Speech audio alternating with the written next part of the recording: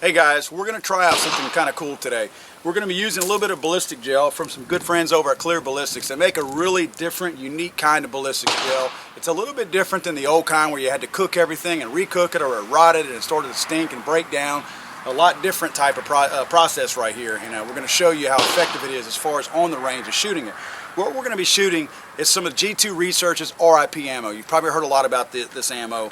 People kind of get it confused. It's not, R.I.P does not stand for rest in peace. This is actually a self-defense round, a personal defense round. It's actually, the R.I.P stands for radically invasive projectile. So for the misconception that R.I.P stands for rest in peace, let's get that out of the way right now.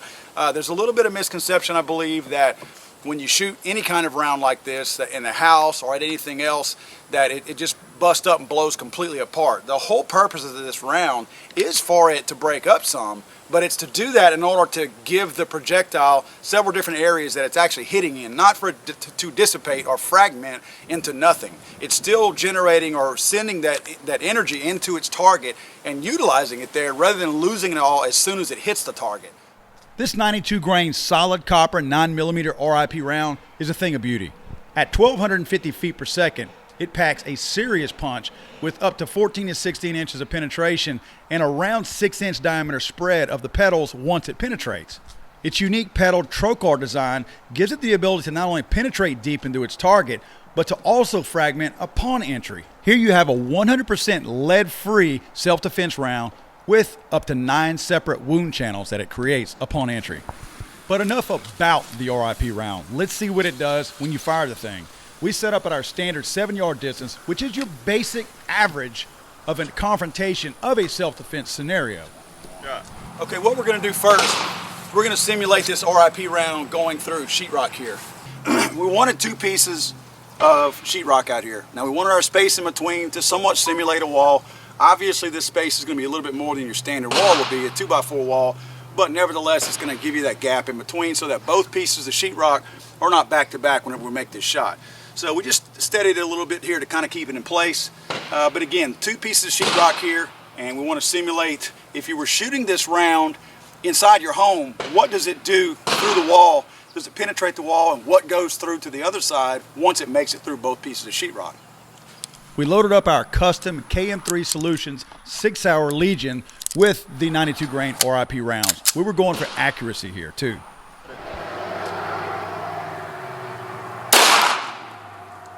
All right, that was a pretty cool exercise with the sheetrock. Come check this out. If you notice on the front over here, it's about one of the cleanest holes that I've probably ever seen go through a target, sheetrock, or anything like that. A perfectly clean hole. Coming out the back side of it's a little bit more messy, but that's just because it was pushing out. The bullet had actually not broken apart or started to open yet, because look at the second piece of sheetrock right here. You can actually see the marks of the CNC copper as it still entered into the second piece. So clearly the projectile itself had not broken up any.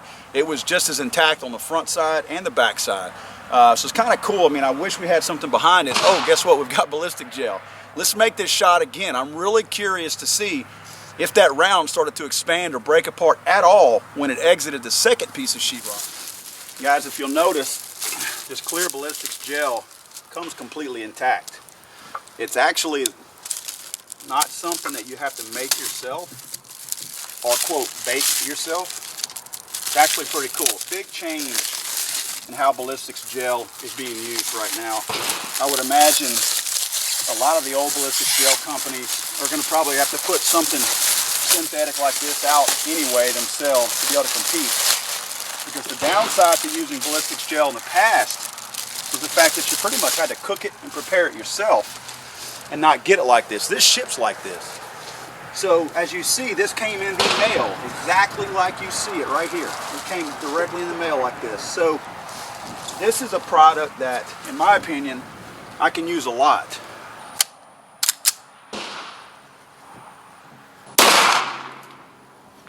Guys, that was a pretty cool demonstration. As you saw, it went through both pieces of sheetrock, and it actually carried some of the sheetrock dust. So you can see the whiteness in the wound canal as it comes through the gel. You can see where it drags some of that in here. The same basic hole that we see in the drywall, but as you can see, it definitely broke up. It came in very, very clean, extremely clean, It came into the gel. It entered the gel just like it probably was entering this wall right here. But immediately, I'd say, if I had to guess, an inch, 3/4 of an inch, it started to expand and break apart. Cool thing is, this is what, a 6-8 inch piece of gel right here. Almost all of the petals, if you will, of the R.I.P ammo stayed inside here. What that's telling me is you're going to be safe using this as a self-defense round, because as it gets in something like this, you're not going through the target, the attacker. You're not going to be worried about shooting the person behind them. Pretty cool. The gel makes it really cool, but the round, being able to see how this round is going to work and how it's going to be activated once it actually hits something that allows it to expand. That round kind of needed something like this in order to give it that capability to expand. But wow, what a cool look that it has inside there. We're going to do some other stuff now. We're going to shoot at some plywood. Just curious to see if this round does go through plywood. We're also going to shoot at a cinder block to see what that does. So let's take a look at the plywood real quick. The plywood we're working with today is a standard piece of 3/4 inch CDX plywood from our local lumber yard. Again, as you can see, guys, it went straight through the plywood and it came out. We're just not sure how it came out. It does appear, based on the holes here, if you look, Cole, it looks like it broke up a little bit as it came out, I suppose. It's hard to tell. I don't see any of the copper in there. So I believe it all came out. Let's shoot this again. We'll put the gel behind it and see if the gel catches any of the fragments in there, as I'm sure it will. We'll do that same setup like we just did. We used our same gel block as the sheetrock so that we could compare both of the wound channels once we finished.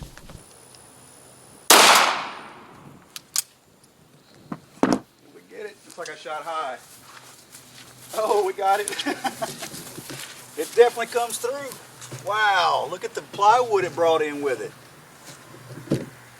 Man, it took a ton of plywood in with it. But look at the wood it brought in. I tell you what, it's very, very much just like the sheetrock. Very similar to the sheetrock. I mean, that test is so close as far as how it busted up. Now, I will say the pieces look a little bit different. There's actually two of them still together right here that traveled through the same wound cavity to right here. Let's shoot a cinder block next, and if we go through the cinder block, we'll do the same thing, and maybe we'll have a really cool piece of block here with drywall, plywood, and a cinder block. Watch it. I'm shooting to that right side cavity too.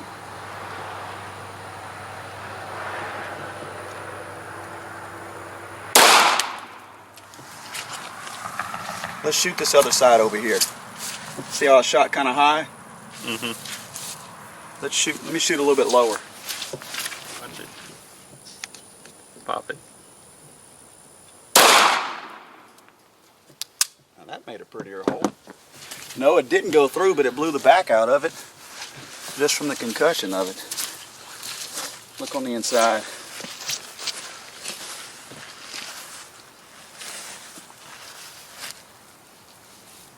All right, the R.I.P ammo does not go through cinder block. I'm sure I've seen some shots where it does. This is one of those really compact cinder blocks. Now you pick a cinder block up and one feels really light, one feels really heavy. I'm sure there's some guys out there at work construction that can tell me why. This is one of the real dense ones, one of the real heavy ones. So as you see, it damaged the front, and it actually damaged the back from the force.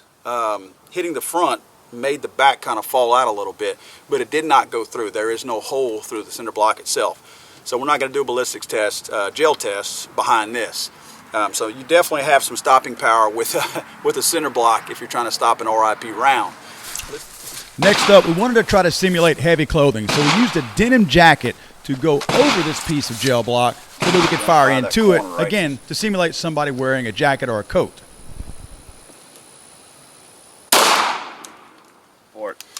All right, as you can see, the denim didn't make much difference. Now, I say it didn't make much difference because it looks like the other two guys that we just shot here with the drywall and the plywood. What I mean by it didn't make much difference is it did not slow it down. I think some people may be thinking that the petals can somehow be stopped with a heavy cloth of some sort. Definitely, it does not slow down as a result of that. What we'll do now is we're going to shoot this long ways to get the full projectile through the side, and we're going to get a real close look at that, just shooting directly into it without any kind of anything stopping it or anything like that, and try to get a good picture of what this round looks like when there's nothing, no barrier whatsoever slowing it down or trying to stop it. So we unpacked a fresh new piece of clear ballistics gel, and we were going to put this thing sideways, lengthways if you will, to allow this R.I.P round to enter from one end and go all the way through it with zero obstruction slowing this thing down whatsoever. We were going to get the full effect of what this round does when it enters gel. At regular speed, it's cool. At 600 frames per second, it's impressive. You'll notice that I lost some of the energy of the round because I shot high on the gel block. So the round didn't go in as far as it should have. So since we had room in the gel block, we went for a second shot. As you can see, this one was much more where it was supposed to be. All right, friends, you'll notice we took a second shot. This is my first shot right here. It's a little bit high. Probably a little bit nerves knowing this is our last gel block. But this is my second shot that I took. Same distance, same round, same everything. You will notice that the petals peel off right back in this area on both shots. This is actually the base of the bullet. This is the base, the backside of the bullet where the petals are actually affixed to. The base fires straight through and continues to move on through on both shots. If you notice, this one stops a little bit farther back, about 1.5 inches farther back from this one. If you notice right here, it appears that the round tumbled a little bit. The projectile may have twisted or tumbled. It's kind of a little butterfly looking look right there. That no doubt slowed it down. You see that there's nothing. There's no imperfections whatsoever. It's just a straight shot on this second shot as far as the base of the bullet going straight through. So obviously my guess is there with a little bit less friction of the tumble right here, this round goes a little bit farther. They seem pretty consistent. You'll notice the petals break off at the same position in both of them. Again, they pretty much come in at the same, I don't know, inch and a half, and then the petals begin to break off and really spread out. I mean, you're talking about, oh gosh, a good 4.5, maybe 5 inches right there from petal to petal as far as the distance where they actually break off. Pretty interesting round here. Definitely the R.I.P round is an interesting round to look at. It's no doubt one that's fun to shoot. We'll have to try to figure out some other cool things that are fun to shoot at. But definitely the gel test is a lot of fun. I recommend you guys get you some gel and try it out. They've got some other rounds G2 Research does too. They've got a Civic Duty and a Talos round that you've got to get your hands on. We'll have some reviews coming up on those very soon. Interesting rounds as well.